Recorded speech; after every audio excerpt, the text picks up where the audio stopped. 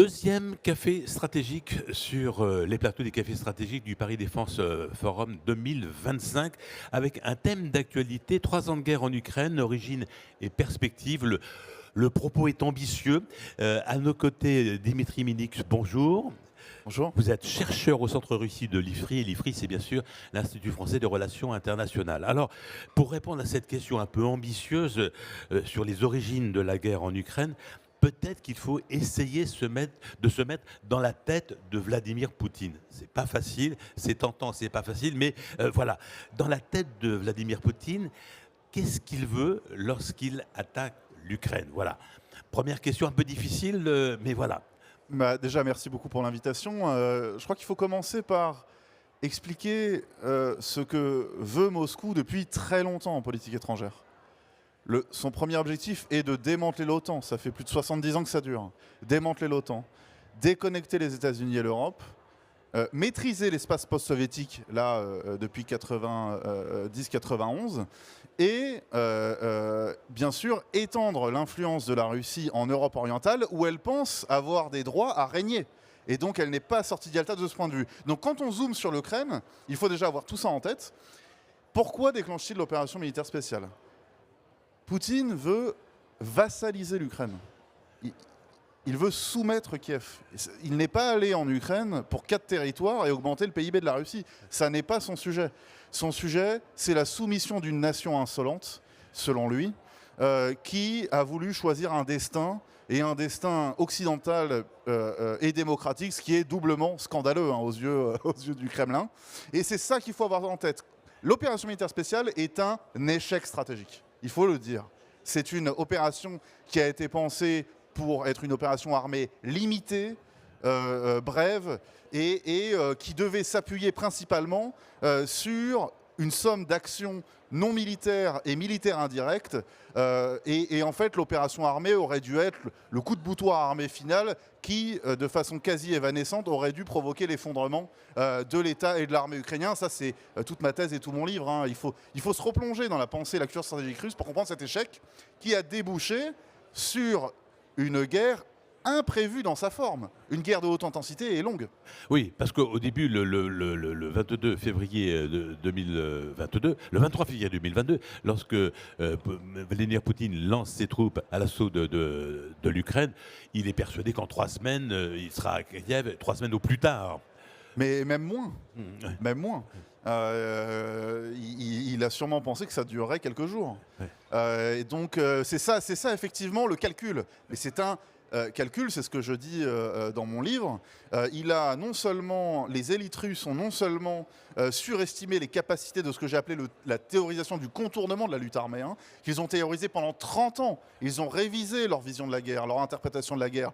La guerre, c'est plus seulement la lutte armée. La guerre, c'est, si vous voulez, tous les moyens non militaires et militaires indirects qui permettent de soumettre une cible, d'atteindre des objectifs politiques décisifs.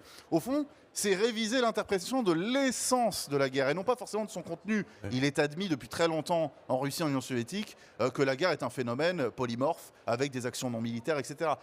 La nouveauté de la période post-soviétique, c'est de considérer, si vous voulez, que l'essence de la guerre, ça n'est plus la violence armée. C'est la violence tout court. Alors, ce qui est assez incroyable, parce que l'URSS puis la Russie est un pays où le renseignement il y a des dimensions importantes dans l'organisation du pays. Comment un pays comme la Russie a pu être aveuglé sur sa perception de l'Ukraine, le sentiment national ukrainien très fort, et puis évidemment la résistance du peuple ukrainien que l'on pouvait quand même peut-être imaginer un petit peu auparavant, même si on a été surpris par l'étendue de cette résistance et la résilience du peuple ukrainien. En fait, on se rend compte que le renseignement russe a confirmé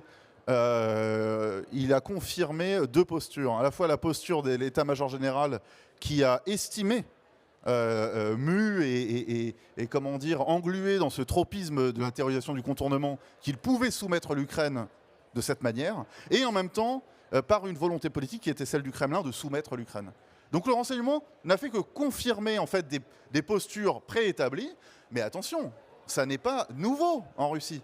Ça n'est pas nouveau. J'invite les auditeurs à, par exemple, lire, alors au-delà de mon livre, qui le démontre, le livre magistral de Christopher Andrews sur le KGB. Que dit-il en exorde à sa démonstration? Je n'avais pas imaginé à quel point le KGB est ému par des théories conspirationnistes. En fait, on a une vision du KGB de grand service spécial, extrêmement performant, etc. Non, il faut rappeler, quand ils prennent la décision d'envahir la Tchécoslovaquie, quand ils prennent la décision d'envahir l'Afghanistan, c'est sur la base de renseignements faux. C'est sur la base de délire, pour le dire simplement. Alors, pour le dire très simplement, est-ce que le KGB donne les informations que le chef a envie d'entendre? Oui, bien sûr, ça fait partie du sujet. Mais d'ailleurs, c'est un problème plus large en Russie, qui est le problème du command and control, y compris au plan politique. Cette hyper-centralisation de la décision, si vous voulez, crée ce genre d'anomalie. Donc le renseignement, oui, a péché, mais en même temps, c'était pour le coup prévisible. Que le renseignement russe pêche, même s'il y a eu des propositions contradictoires et des informations contradictoires. On l'a vu, le SVR a donné visiblement d'autres informations et d'autres recommandations. Mais celles qui ont prévalu, c'est celles qui confortaient les décideurs militaires et politiques dans leurs croyances et leurs objectifs. Alors, ce que les services de renseignement russes n'avaient pas prévu, c'était quand même la prise de conscience et le soutien immédiat, alors à des degrés divers, de manière insuffisante, etc., des Européens et des Américains. Alors on va mettre ça entre parenthèses, jusqu'alors, et peut-être pas hier, mais peut-être demain de nouveau. Voilà. Ça, c'est dû être une surprise oui, pour les Russes. Oui, ça a été une surprise, mais en fait, rien ne s'est passé comme prévu, pour le dire simplement. Ils envahissent l'Ukraine, ils sont persuadés qu'en quelques jours, c'est réglé. Ça n'est pas du tout réglé. Ils envahissent l'Ukraine en pensant que les Occidentaux n'oseront pas aller jusqu'à mettre des sanctions aussi drastiques. Ils les ont mises. Voilà, ils les ont instaurées. Et alors, ne parlons même pas du soutien militaire. Alors, c'était probablement il y avait probablement une crainte que cette guerre locale commençait, en tout cas cette opération militaire spatiale qui a fini en guerre locale, qui elle-même aurait pu finir en guerre régionale. C'était ça l'inquiétude aussi des élites russes, et notamment du Kremlin. C'est la raison pour laquelle ils ont beaucoup utilisé l'instrument de la dissuasion nucléaire pour essayer pour contraindre en fait. Ils en ont une vision coercitive de la dissuasion. Donc pour essayer de contraindre les Occidentaux, finalement, à ne pas escalader, c'est-à-dire à ne pas fournir d'armes à l'Ukraine, etc. On a vu que ça avait globalement échoué, mais ça a eu un impact. Les flux d'armes, l'ampleur de l'aide, eh bien, a été limitée, et à la fois en termes si vous voulez, de matériel et de contenu, mais en termes de temps. Ça s'est étalé dans le temps, en fait. Oui, le risque que les Russes utilisent l'arme nucléaire comme une arme du champ de bataille, plus ou moins, en tout cas, la menace a été présente, a obligé les Européens et les Occidentaux d'une manière générale à aider l'Ukraine trop peu et toujours un peu trop tard. Alors la dissuasion telle que la pense l'armée russe, elle sert effectivement ou bien à empêcher une agression de survenir, ou bien à cesser des hostilités, des actions de combat dans des conditions favorables à la Russie. Ensuite, il y a la doctrine d'emploi. Il faut différencier dissuasion et emploi. L'emploi, il faut être honnête. Pour l'instant, il n'y a pas eu de menace sérieuse contre la Russie qui justifierait pour la Russie un emploi de l'arme atomique. Alors, même si elle a eu une rhétorique extrêmement agressive de ce point de vue et très proactive, qui est sa marque de fabrique, pas seulement dans la théorisation du nucléaire et dans la pratique du nucléaire, mais en soi, si vous voulez. Vous voyez la même chose dans beaucoup d'autres domaines stratégiques en Russie. Donc en fait, l'idée que la Russie pourrait employer l'arme atomique en Ukraine, elle est globalement infondée à ce stade. Il faudrait, si vous voulez, des conditions qui ne sont absolument pas réunies. Il faudrait que l'armée conventionnelle russe se sente incapable de lutter contre l'armée ukrainienne, y compris qu'elle recule, que l'armée ukrainienne reprenne des territoires symboliquement importants, Crimée, que les incursions ukrainiennes en Russie deviennent incontrôlables, et que l'Occident soutienne tout ça de façon proactive. Bon, on est très loin de tout ça. Ce serait d'abord, avant tout, il faut bien le comprendre, j'ai publié un article récemment très long sur cette question, ce serait d'abord elle le signifierait. Elle le signifierait qu'elle elle s'apprête, elle n'est pas loin d'employer l'arme atomique, d'abord de façon démonstrative. Ça commencerait par peut-être même un essai nucléaire en Russie. Ensuite, un emploi démonstratif. Et ensuite, si la partie ne cède pas et que la Russie se sent une menace existentielle réelle pour la souveraineté, l'intégrité territoriale, ce sont les mots qu'elle a utilisés dans sa dernière doctrine, les formules, qui sont des mots inspirés de l'époque où la Russie se sentait très faible. Donc ça, c'est révélateur, parce que les temps ont changé, l'OTAN s'est étendue, etc. L'arrivée de Trump, en même temps, rebat un peu les cartes. Mais au fond, si vous voulez, il vous faudrait des circonstances qui aujourd'hui ne sont pas réunies pour que la Russie emploie l'arme atomique. Jusqu'à très récemment, elle estimait que c'était l'existence même de l'État en danger, une menace à l'existence même de l'État qui justifierait l'emploi. On est très loin de ça, honnêtement. Alors on s'est posé la question au début, qu'est-ce qui se passe dans la tête de Vladimir Poutine lorsqu'il parle de l'Ukraine? On va se poser la même question, comment Vladimir Poutine voit l'Europe? Vous avez parlé de vassalisation de l'Ukraine, c'est la vision de Vladimir Poutine. Qu'en est-il de l'Europe? Alors un mépris souverain. Il faut que les Européens comprennent que pour Moscou, l'Europe est sortie de l'histoire. L'Europe, je paraphrase, a perdu sa subjectivité politique depuis longtemps. L'Europe, c'est un vassal américain. Peu importe, on pourrait trouver des nuances de vérité, etc. Moi, la vérité est que jusqu'à maintenant, en tout cas, l'Europe n'est pas un vassal des États-Unis. Voilà. Mais c'est leur position. C'est leur vision. L'Europe est méprisée. Ils n'attendent qu'une chose en réalité. Ils attendent que les Européens perdent leur protecteur américain. Et là, ils parleront en bilatéral avec chaque pays européen. Évidemment, ils veulent la destruction de l'Union européenne également. Contrairement à ce qu'ils racontent, ils veulent la destruction de l'Union européenne, qui est un acteur non géopolitique pour eux, donc absolument insignifiant, mais qui reste le dernier rempart, en fait, qui oblige les Européens à parler d'une seule voix, ou, voilà, compte tenu des événements récents, va de plus en plus l'obliger à parler d'une seule voix. Et quand je parle d'événements récents, c'est évidemment l'agressivité de plus en plus marquée de la Russie. Donc elle veut faire comme ce qu'elle faisait dans les années 20, très bien, la Russie. Les années 1920, l'Union soviétique se considérait comme une forteresse assiégée. Elle a, avec Tchitcherine à l'époque, elle a très bien géré ce genre de relations bilatérales en parlant aux Français, en disant aux Français ce que les Français aiment entendre. Hein. Quand Poutine va parler aux Français, il parle de Gaulle, de Chirac, il parle de la cuisine française et de la grande culture française, il parle de Napoléon. Ouais. Et quand il va voir les Anglais, il parle d'autre chose. Vous voyez? Donc en fait, la Russie respecte les États-Unis parce que les États-Unis, c'est une grande puissance. Voilà. Et alors, donc la troisième question, la vision du monde de la Russie, c'est évidemment de retrouver un pied d'égalité avec les États-Unis. Et en ce moment, évidemment, Donald Trump les aide à croire que ça pourrait être possible. Alors c'est la grande rupture, en fait, avec l'arrivée de Donald Trump. Pourquoi? Ce qui est fou, j'utilise ce mot-là, qui à mon avis est justifié, c'est que la Russie est en passe ou à l'opportunité, grâce à Donald Trump, d'atteindre ses objectifs politiques au-delà de l'Ukraine. C'est ça qu'il faut comprendre. Quel est l'objectif politique de la Russie? Je l'ai rappelé tout à l'heure. J'ai rappelé les 3 grands objectifs de la politique étrangère russe. J'ai rappelé les objectifs locaux en Ukraine. Il faut bien comprendre que Trump pourrait aider la Russie à atteindre des objectifs au-delà de l'Ukraine, à savoir réviser l'architecture de sécurité européenne, lever les sanctions et en fait renégocier une forme d'ordre mondial avec la Russie, inclure les États-Unis dans ce que la Russie appelle la multipolarité, qui n'est pas le multilatéralisme, hein, il faut le répéter.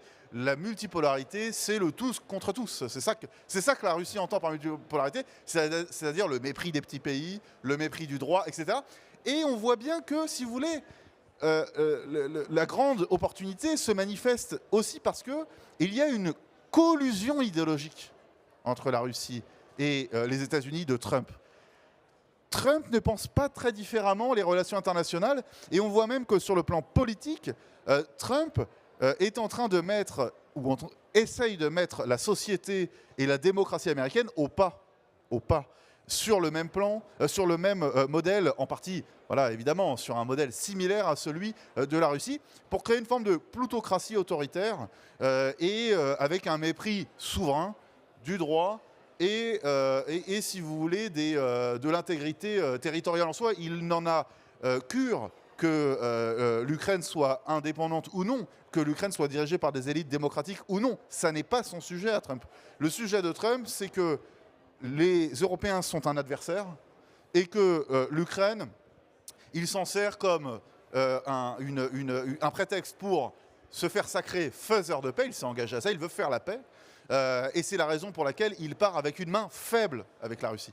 Les MAGA, le mouvement MAGA et Trump lui-même veulent arrêter l'aide militaire et financière à l'Ukraine. Trump veut une bonne entente avec la Russie. Là encore, on parle d'humiliation pour Trump, etc. Mais ce n'est pas le sujet.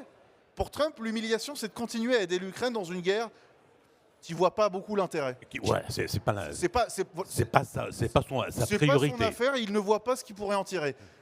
Et par ailleurs, il aurait des leviers contre la Russie, mais déjà faibles à la base. Et en plus, les leviers qu'il souhaite utiliser ne marcheront pas, ne vont pas infléchir le calcul russe. Le levier qu'il veut utiliser principal, et je finis là, c'est les sanctions. Ce sont les sanctions. Alors, les sanctions contre une économie qui, depuis 3 ans, a subi entre 15 et 18 000 sanctions. C'est le pays le plus sanctionné au monde. L'économie russe ne s'est pas effondrée. Au contraire. Voilà. Alors, le paradoxe, c'est quand même la Russie qui veut jouer, je serais tenté de dire une image footballistique en première division, est quand même un pays qui est plutôt en deuxième division, voire en division d'honneur. Évidemment, c'est un grand pays qui s'étend sur 11 fuseaux horaires. C'est un grand producteur de gaz, de pétrole. Mais en même temps, on n'a jamais vu dans son supermarché en Occident un produit russe. C'est-à-dire que ça n'existe pas. Alors peut-être un peu de vodka, mais guère plus. Et donc le PIB de la Russie, finalement, il est compris entre celui de l'Espagne et de l'Italie. C'est-à-dire que c'est un pays qui se croit fort, mais qui est quand même assez faible. Oui, alors c'est intéressant comme question, comme remarque en tout cas. Pourquoi, d'où la Russie tire-t-elle sa force? La Russie tire sa force de son armée et de sa dissuasion nucléaire, en fait de ses armes nucléaires. Mais c'est un levier formidable sur un continent, l'Europe, qui a abandonné toute velléité de se défendre.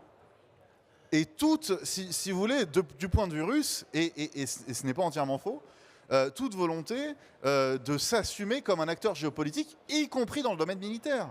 Évidemment, la Russie fait moins la mariole avec la Chine ou avec d'autres puissances, même avec la Turquie, on l'a vu.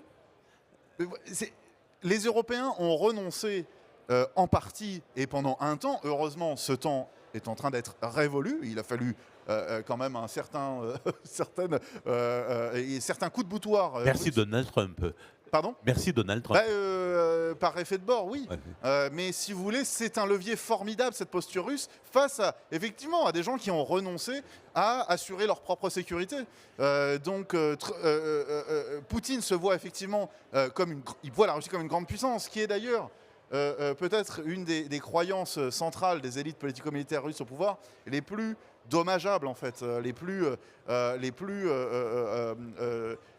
qui ont un impact très contre-productif et peut-être qui a l'impact le plus contre-productif sur la politique russe. Il se persuade d'être une grande puissance et donc d'être unique et donc de devoir jouer un rôle majeur. Et on a vu le résultat. L'opération militaire spéciale est aussi le résultat de cette croyance. Voilà. Et là, on se rend compte qu'effectivement, l'armée russe, qui est sur le papier très impressionnante, l'est beaucoup moins dans la réalité des choses. Oui, mais après, il y a un sujet aussi sur la manière dont on juge et on évalue la qualité et la performance d'une armée. Il y a les armées sur le papier, et puis il y a la manière dont elles se conduisent dans un environnement opérationnel dont on peut estimer les contours et prévoir les contours, mais dont en vérité on ne connaît pas réellement le contenu avant qu'elle survienne. La guerre est une dialectique, son contenu change et se modifie, et la Russie, par exemple, n'avait pas prévu la place qu'auraient les drones. Ça ne veut pas dire qu'ils n'ont pas pensé, si vous voulez, le sujet des drones. Ils l'ont pensé, ils ont observé ce qui s'était passé en Azerbaïdjan, en Arménie, ils ont observé ce qui s'était passé en Syrie. Donc ils avaient développé des drones, mais absolument pas, si vous voulez, dans les quantités qui auraient été nécessaires. Contrairement aux Ukrainiens qui, eux, avaient beaucoup plus prévu le coup. Donc, si vous voulez, non, c'était probablement pas la deuxième meilleure armée du monde avant que ça commence. Par contre, le sujet là, important, c'est que compte tenu de son expérience opérationnelle depuis 3 ans, ça va devenir une armée sérieuse. Mais qui continue, après 3 ans, il faut quand même rappeler ça, à avoir des problèmes quand même abyssaux, et notamment dans sa capacité à organiser, évidemment, sa capacité tactique à organiser des opérations interarmes, ce qui est quand même la base du combat moderne.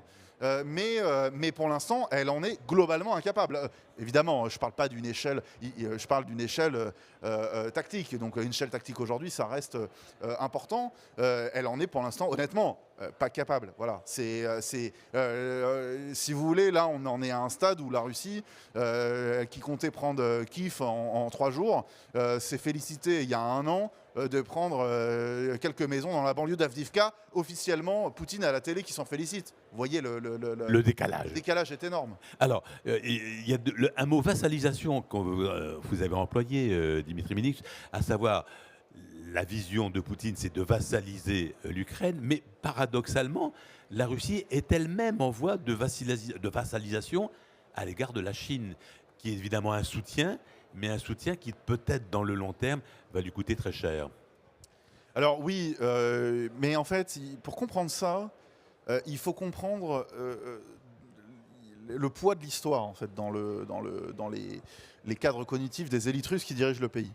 Si vous voulez, 91 pour les Russes, les élites russes, pas pour les Russes, la population, pour les élites russes au pouvoir, c'est un équivalent de ce que les élites nazies et d'autres élites qui n'étaient pas que nazies d'ailleurs en Allemagne dans les années 20-30, ça a la place qu'avait le coup de poignard dans le dos de 1918, qui est une théorie du complot. Il n'y a pas eu de coup de poignard dans le dos. Voilà. Exactement comme en 91, il n'y a pas eu une trahison des élites russes, de Gorbatchev ou de Yeltsin, etc. Mais cette théorie du complot, de la trahison de l'intérieur, elle est ancrée dans leurs esprits. Et qui est le coupable de cette trahison? C'est non seulement évidemment des élites russes soviétiques à l'époque, ce qui justifie de purger la société russe des éventuels traîtres, mais ça désigne évidemment l'ennemi principal, l'Occident. C'est ça le sujet. L'ennemi, c'est l'Occident. Ce sont les États-Unis d'Amérique et leurs laquais, là je reprends leurs termes, occidentaux. Évidemment que la relation avec la Chine, qui est une relation de dépendance, n'est pas jugée optimale par la Russie. C'est une évidence. Mais il faut bien comprendre quelque chose. L'ennemi principal, c'est l'Occident, pour plein de raisons. Pour des raisons historiques, pour des raisons idéologiques. Mais c'est d'abord parce que, si vous voulez, il n'y aura pas 2 mètres en Europe. La Russie a les yeux rivés sur l'Europe. Le destin de la Russie est européen, mais pas un destin européen qu'on imagine nous. C'est un destin européen mais c'est des vieilles lubies russes. C'est-à-dire qu'il y a une idée que la Russie peut régénérer l'Europe, peut sauver l'Europe. Souvenez-vous des mots de Yeltsin et de Vladimir Poutine, la continuité. Yeltsin qui dit à Bill Clinton en privé, les archives sont sorties, Bill, donnez-nous l'Europe. Vous n'avez rien à faire en Europe. Prenez le reste du monde, nous on prend l'Europe, on peut assurer la sécurité de l'Europe. Ils ne veulent pas des États-Unis, ils veulent remplacer les États-Unis en Europe. Et souvenez-vous de Poutine à Macron en 2018. Emmanuel Macron rappelait la politique de la France qui est une politique d'équilibre, à la fois maintenir les partenariats de sécurité et de défense avec les Américains et en même temps assumer la souveraineté de l'Europe et une meilleure autonomie stratégique de l'Europe. Son erreur, son grand dessein à l'époque, qui s'est avéré être une erreur, était que ça passerait par l'accrétion de la Russie en fait, à ce projet, que ça passerait par la Russie, cette meilleure souveraineté européenne. Le fait est que c'était un mauvais calcul stratégique, mais il rappelait ça devant Vladimir Poutine, qu'il aimerait aussi développer ses partenariats avec la Russie. Et Poutine lui avait répondu, mais Emmanuel, n'ayez pas peur, il ne faut pas avoir peur. Nous pouvons assurer votre sécurité. Autrement dit, arrêtez de nous parler des Américains. On veut les remplacer, quoi. Bon, on pourrait avoir cette discussion Encore une bonne heure sans problème. Mais notre thème, c'était 3 ans de guerre en Ukraine, origine et perspectives. Il faut quand même dire un petit mot sur les perspectives pour savoir comment ce conflit entre l'Ukraine et la Russie pourra évoluer. Il faut un peu savoir ce qui se passe aussi dans la tête de Donald Trump. Ça, c'est beaucoup plus difficile. Oui, oui, oui. Bon, d'abord, je dis en préambule que je suis historien et pas devin. Donc, si vous voulez, j'aurais du mal à vous dire ce qui va concrètement se passer. Euh, Là, on a donné des clés de compréhension pour estimer des tendances et pour ne pas se laisser piéger par les récits qui sont diffusés de façon extrêmement intensive dans les publics occidentaux en ce moment, encore plus qu'avant. Bon, Trump, on l'a dit, se fout royalement. Si vous voulez, l'Ukraine et l'Europe, leur sécurité, ça lui est équilatérale. C'est pas son sujet. C'est pas une priorité. C'est pas son sujet. Son sujet, c'est, je le répète, la paix en Ukraine. Il veut être sacré faiseur de paix. C'est une bonne entente avec la Russie. Ben, quand on dit une paix, ça peut être un cessez-le-feu. Mais pour Trump, la paix, c'est quand il n'y a plus d'armes qui tirent. Et ça peut être tout et n'importe quoi. Si la paix, ça doit passer par Zelensky, renvoyé d'ailleurs, on ne saurait pas comment, hein, parce qu'il a peut-être oublié un truc, c'est que l'Ukraine est une démocratie. Ce qui d'ailleurs, si vous voulez, est un obstacle à ce qu'il aurait probablement voulu faire dès le début, c'est virer. En fait, ça aurait été plus facile. Ben, ça aurait été plus facile parce que on voit qu'il a cédé à la Russie théoriquement sur beaucoup de points. Et ça aurait été plus facile d'ailleurs. Sur beaucoup de points qui sont historiquement les fondements des États-Unis. Oui, et puis sur des points qui sont les objectifs radicaux de la Russie, si vous voulez. Donc c'est un peu ça le sujet. Le fameux deal sur les minerais, qui est un deal de pillage, hein, il s'en est pas caché, il a dit que c'est un deal de remboursement. Un deal de voyou. Ah oui, un deal de voyou. Il a dit, alors, un deal de remboursement. La concession qu'il avait faite aux Ukrainiens, c'était de dire que c'était arrêté de dire que c'était un deal de remboursement. Donc, Trump, lui, il veut ça. En fait, il faut comprendre quelque chose. Pour la Russie, il n'y a pas de cessez-le-feu. C'est pas le sujet. C'est quand Poutine parle de paix, il parle de garantie de sécurité pour la Russie. Et qu'est-ce qu'une garantie de sécurité pour la Russie? C'est la soumission de Kiev. C'est rien d'autre que ça. Donc, évidemment, les objectifs à court, moyen et long terme, là, c'est quoi? Les Russes ont très bien vu que Trump représentait une formidable opportunité à saisir. Inouï. Inespéré. Mais pourquoi? Parce qu'il peut leur permettre d'atteindre leurs objectifs au-delà de l'Ukraine. C'est ce que je disais en préambule. Donc, quel est leur objectif? Ménager l'ego de Trump. Donc, ne pas dire non brutalement. Ne pas dire non hors de question, bande de clowns. C'est ce qu'ils pensent profondément. C'est ce qu'ils ont. C'est quand Trump est allé les voir en novembre-décembre en leur proposant un plan de paix raisonnable pour Trump, les Russes ont probablement rigolé. Ce n'était pas sérieux. Ce n'était pas des propositions sérieuses. C'était repousser l'adhésion à l'Ukraine, à l'OTAN, etc. Pas des choses sérieuses pour les Russes. Bon, il faut ménager l'ego de Trump. Ça, c'est dans la tête de Moscou. Il ne faut pas dire non, absolument. Mais ils vont dire, mais nous n'avons jamais été pour autre chose que l'arrêt des combats, mais à nos conditions, qui sont des conditions maximalistes. Et puis, ils vont pouvoir renvoyer la balle dans le camp des Américains. Pourquoi vous continuez à soutenir militairement l'Ukraine si vous voulez la paix? Mais attendez, pourquoi vous continuez à déployer vos infrastructures de sécurité otaniennes aux frontières de la Russie si vous voulez la paix? En fait, vous ne voulez pas la paix. Vous voyez, il y a plein de façons rhétoriques de sortir pour la Russie de ce petit piège. Ce qui est sûr, c'est que si il y a arrêt des combats, c'est le feu, vous appelez ça comme vous voulez, pour Poutine et Moscou, il faut que ça s'accompagne d'une capitulation en bonne et due forme. En bonne et due forme, les objectifs que j'ai mentionnés plus tôt dans notre discussion. C'est clair. Et, je finis là, Poutine, essayer de se servir de Trump comme une vieille habitude de Moscou avec les Occidentaux, c'est-à-dire se servir des Occidentaux pour faire le sale boulot en Occident même, trouver un bon client pour taper sur les Occidentaux pour le compte de la Russie. Ils ont déjà réussi à faire ça en janvier-février. Il va essayer de continuer à le faire. Et si Trump doit pousser les Ukrainiens au bord du gouffre, et qu'il ne voit aucune autre manière de s'en sortir, il pourrait le faire, mais Trump pourrait aussi bien dire que bon, il a essayé, il a fait tout ce qu'il a pu. Écoutez, je mets des sanctions je renforce les sanctions à la Russie, je fais quelque chose aux Ukrainiens, et puis bon, je laisse ça sur le dos des Européens, et puis moi je règle au Qui se Canada. débrouille. Bon voilà, si vous voulez, c'est pas des choses très sérieuses. Les Russes l'ont bien compris, et les Russes vont essayer de profiter, simplement, dernier mot, en fait, soit Trump les aide à atteindre leurs objectifs maximalistes, soit il sera ignoré. Voilà, écoutez, c'est le mot de la fin. Juste un moment, il nous reste 5 secondes. Dimitri Militch, merci beaucoup. Quand même, un rappel sur le titre de votre livre.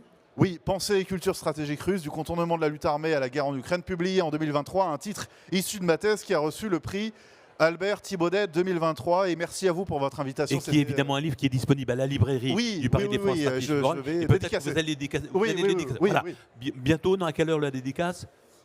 C'est à 10h30. Eh ben voilà, 10h30. Merci Dimitri Militch. Je rappelle que vous êtes un des chercheurs de l'Institut français des relations internationales du Centre Russie de l'IFRI. Merci à vous Daniel pour l'invitation. Merci.